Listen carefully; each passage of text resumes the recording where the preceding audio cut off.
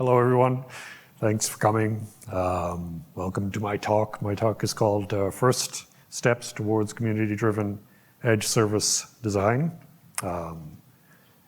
Basically, I'd like to describe a project that I've been working on together with some of my colleagues, a very small team, actually, over the past year and a bit.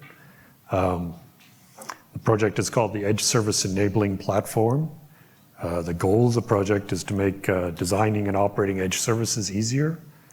And one of the major themes of the project is how we can use the power of communities to do that.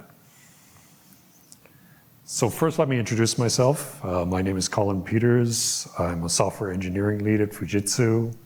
I joined them about 25 years ago. Started working in integrated systems and networking, later software lifecycle management.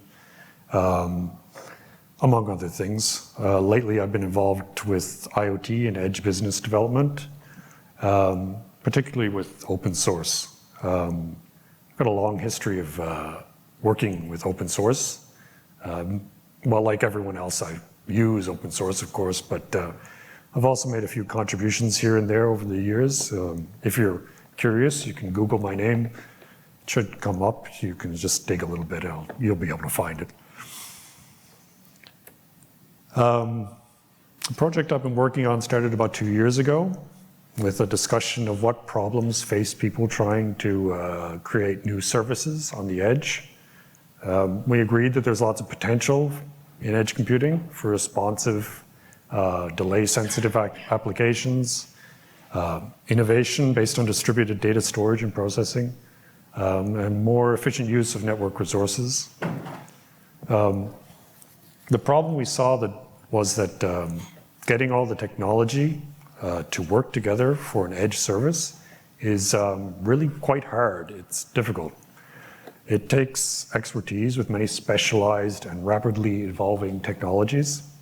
You may have to learn about containers and Docker. And, I mean, everyone here probably already knows all this stuff, but as a person who's just trying to get an edge service started, you'd want to learn about Docker and VMs and Kubernetes, overlay networks and database technologies and monitoring tools and orchestration for network functions and for application lifecycles, and maybe even mobile networking and stuff like that.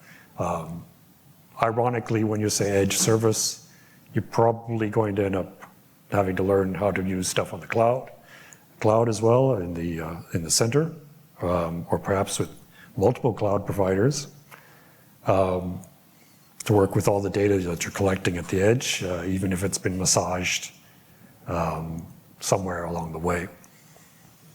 And all of that's before you even get into like sensors and industrial control systems and robots and all the specialized technology that you're going to want to deploy at the edge. So we started thinking about this problem and how we could address it. The key to solving this problem or addressing the problem is finding a way to manage complexity. Most of us here are engineers, I think. We all understand that one of the best tools for attacking a complex problem is divide and conquer. So this vision then is this platform that divides and conquers. It breaks the problem down of edge services into smaller parts and allows developers to create solutions for the parts, individual pieces of a service, and then allows people who are building a service to bring them together and put those parts together into complete service designs. And we call that the Edge Service Enabling Platform. And it's a platform powered by collaboration. So on one side, we have the developers over there on the right. And they create the pieces that go into a service, like the devices and the applications and the infrastructure. The platform provides a framework for them to create and share the components, which can be assembled to create a variety of services. The component definitions they create encapsulate the properties of each component and its relationships to other components. And this allows the deployment and operation of the components and service designs to be highly automated. On the other side, over here on the left, there's the service creators, or what we're calling the service creators here. People who plan, design, deploy, and operate edge services. So the platform makes it easy for these people to find the components they need for their designs, or they can find service designs which they can customize or extend. And then they can take advantage of the information that's encapsulated in the component definitions to manage those components through the entire life cycle of their service. So here's another view where we're going to zoom in a bit so you can get a better look at how it works. Here we break down the service creators into those who design services and those who operate them. But those could be part of the same organization or even the same people. In fact, it's possible that some component developers may also be service designers or operators in certain cases. So the component developers over here on the right, they add to the library of components available in the platform. The service designers in the middle here, they share designs, and they can, they take the components and they create their service designs, and they can also share designs and build on the work of other designers. And then the service operators on the left take the service designs or catalogs and configure them for the specific service they're building, which we call an instance of a catalog.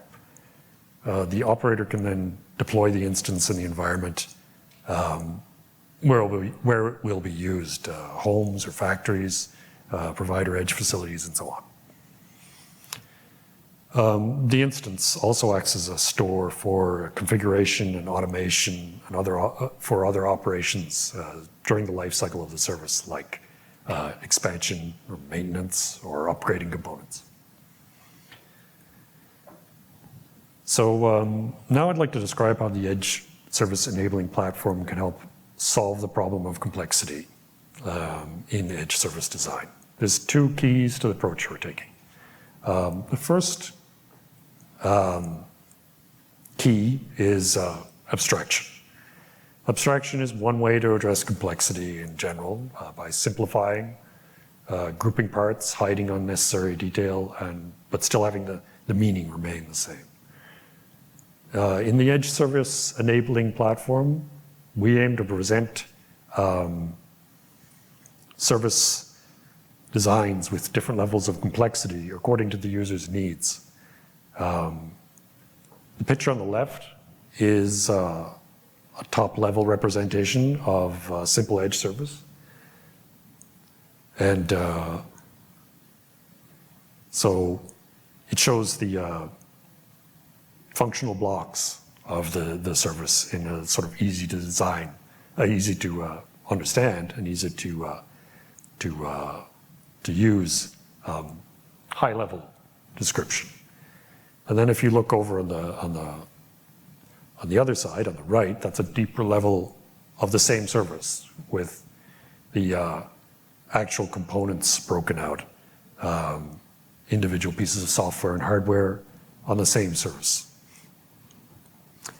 And we also think that it'll be useful, and we plan eventually to implement presenting these designs based on other views of the service, while other levels of abstraction, but also on, say, physical layout or network connections. Also, you should be able to eventually choose the components that you're using. The way that some of them are highlighted in green sort of represents that idea where you click on a component and it will just pick up the one that you need. So, for example, you could decide that you needed data storage and just click on that box over there for data storage. And and it would just bring up a selection of components that you could use in your design. So the other key in the system is community. Now, I put this second in the presentation, but I do think that this is more fundamental than abstractions, because community is how you can bring together the expertise of the specialists and pool it together, and it will benefit everyone. So in the diagrams earlier on, we had many different groups of people, users, all using the platform for their own purposes. Component developers get their components used in designs. Service designers get their components that they need.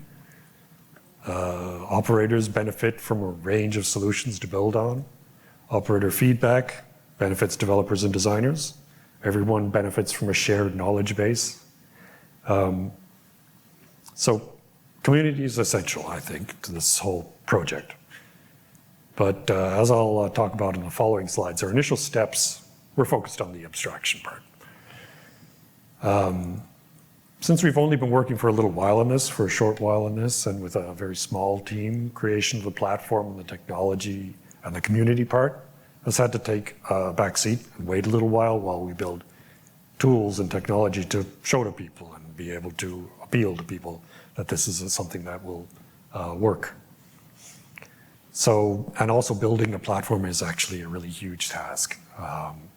It's not something that even a large company like Fujitsu will be able to do on its own, which is part of why we're open sourcing this initiative. This is a working project. We're starting small, but I believe that it has great potential. So over the last year, we took some first steps towards implementing the platform. We focused our efforts on tools to make the platform possible, particularly on the service design phase. We worked on making designs easier to visualize and understand using two concepts, which I'll talk about more later, called components and catalogs. We prototyped the idea of components and catalogs using an open source tool called Eclipse Winery. And that tool's implementation of the Tosca standard, which I'll talk about more later. So I want to look, over the next few slides, I'm going to look at the background of these decisions and explain some more details, such as Tosca, for example.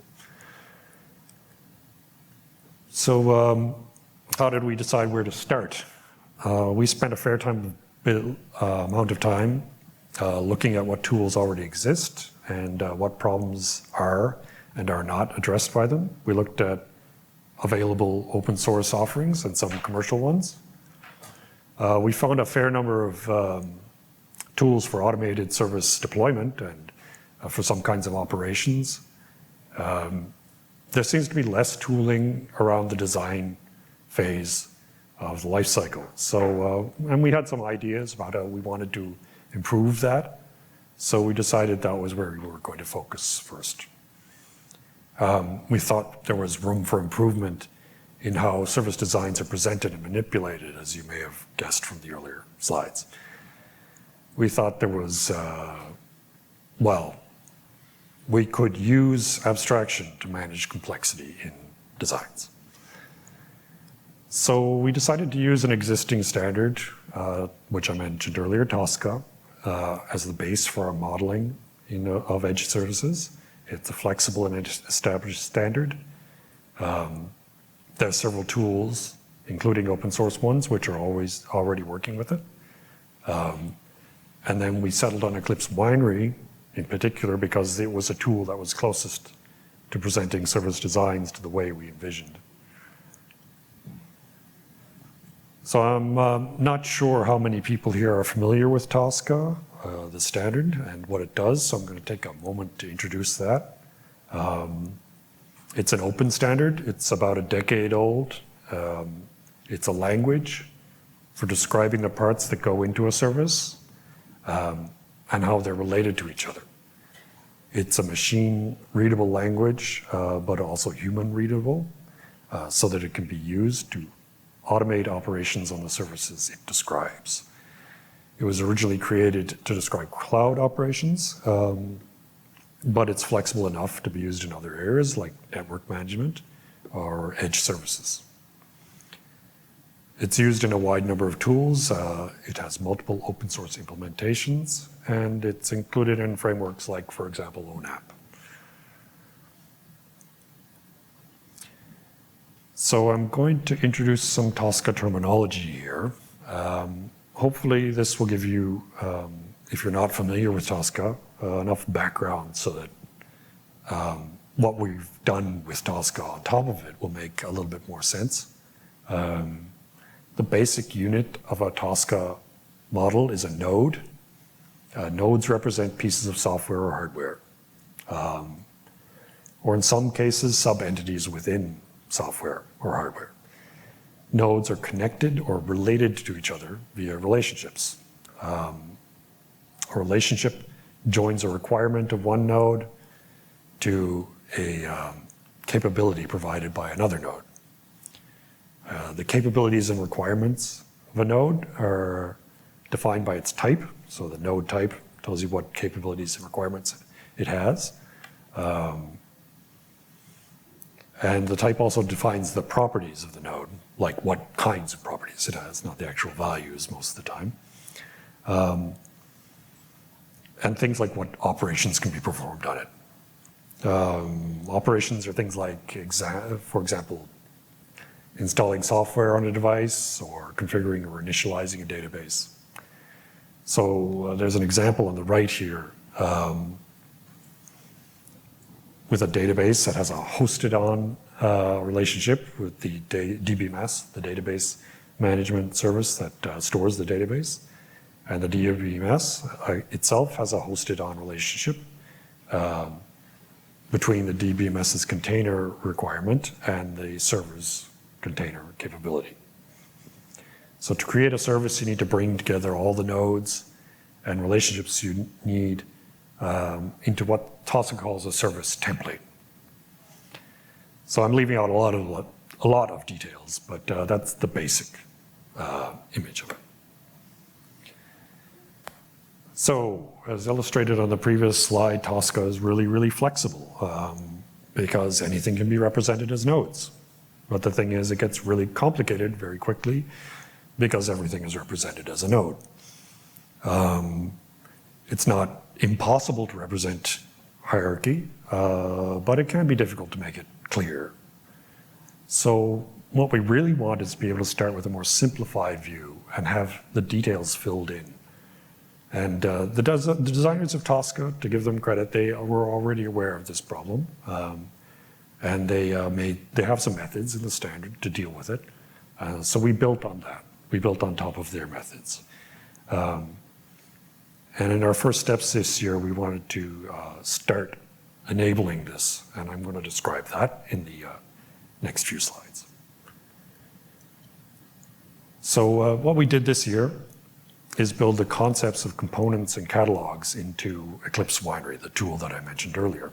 And from that, it creates Tosca data structures to make it possible to design services at a higher level of abstraction. Both components and catalogs are concepts that I mentioned earlier, as I said. A component is a collection of software and or hardware that performs some function within a service. Components encapsulate complexity, representing it as a block that can be plugged into a design. And a catalog is a collection of components, basically, that implement a complete service. So here's how these concepts map onto Tosca. Components are collections of nodes and relationships, which can be formed into larger designs, basically by using them as replacement nodes in a larger service template. So Tosca actually has a similar concept already called substitution groups. It is not implemented completely in Winery, but we built on that, not that partial implementation. We use the framework of substitution groups to build our own component infrastructure. Components should be able to contain subcomponents In the Tosca standard, a substitution group can contain another substitution group. Unfortunately, we haven't actually implemented that in our prototype, but that's part of the design. Catalogs, very similar to service templates in Tosca. It's just the main difference is that catalogs contain components instead of just nodes. So building on top of this substitution group definition, we could use the service template implementation in Winery to handle catalogs of components with only slight modifications. So Winery itself is a tool for editing Tosca documents using a graphical interface. That's why we chose it. It's a project under the Eclipse Foundation. You can define node types and drop them into your service templates. Then drag requirements to capabilities of other nodes to form relationships. This is a screenshot of the topology editor showing some nodes and relationships in a simple service template. And what we did is we extended that editor to support our component and catalog concepts. It was a relatively simple prototype, but even adding this single level of abstraction made it quite a bit easier to understand even a medium-sized design.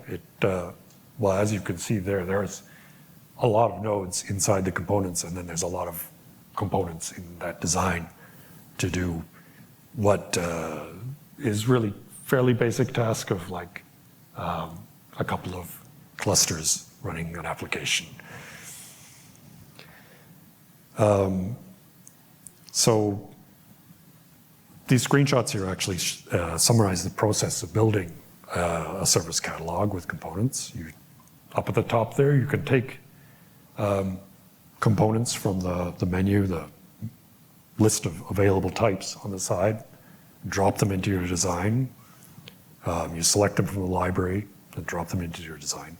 And then you connect them up with relationships which are represented by arrows in Winery's GUI. And each of the nodes in the catalog encapsulates a group of Tosca nodes. So in fact, you could open up those nodes, and inside there's more topology, which you could edit if you needed to, or you can ignore if you don't need to. And the component also contains an interface node, which is a little bit hard to see there. Excuse me.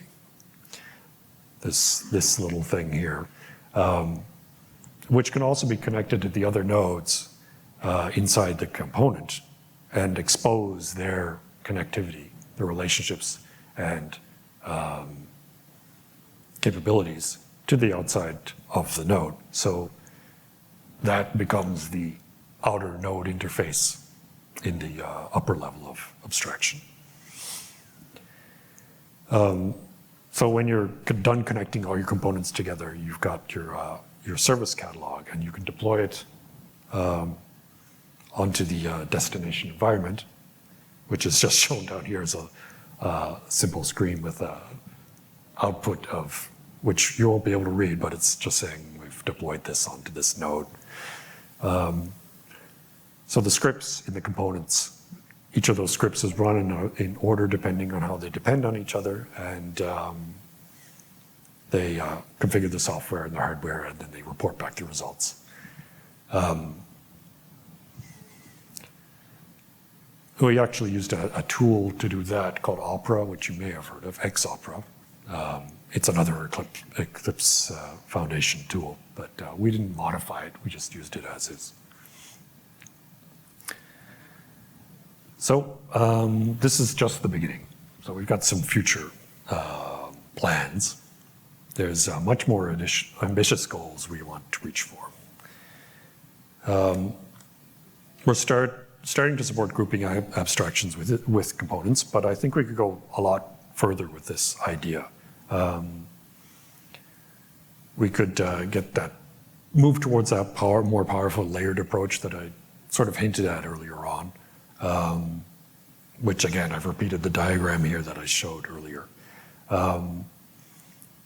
in that diagram, there's groups by functionality, groups by technology. So there's networking, endpoint networks, and endpoint devices, service, sensors, and so on are top-level blocks, basically. And inside those are lower-level blocks with the components, these particular components. So I think by adding this type of abstraction, we could make it much easier for service designers to just pick from a menu what they need and put those pieces together. Furthermore, this could be supported with automation. Particularly AI seems very appealing for this, because it would be able to suggest, you want a data storage component. Well, what kind of data storage component would be appropriate for this design? How should it be connected to the other components? AI could probably suggest that. AI could also do it in natural language instead of just pulling at lines in a GUI. But most of all, we need to implement the functionality of a platform. We want to be able to have people gather together and share their ideas, because that's where the power really comes from.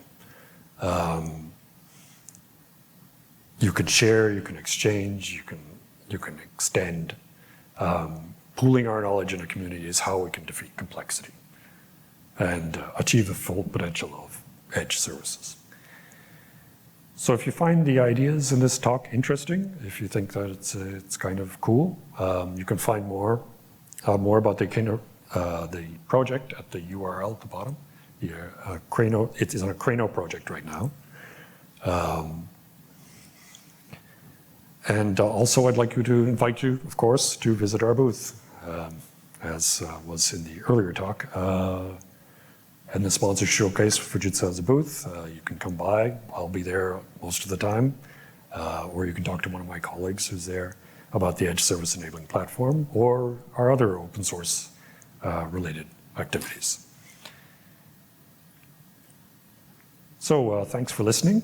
I hope you got a feeling for why I find this project exciting, and I hope to be able to come back and report more progress in the future. Thank you. We still have a couple of minutes, a minute and a half maybe, if you wanted to ask any questions. If you don't want to ask any questions, that's fine. Is there a mic? No, I can speak louder.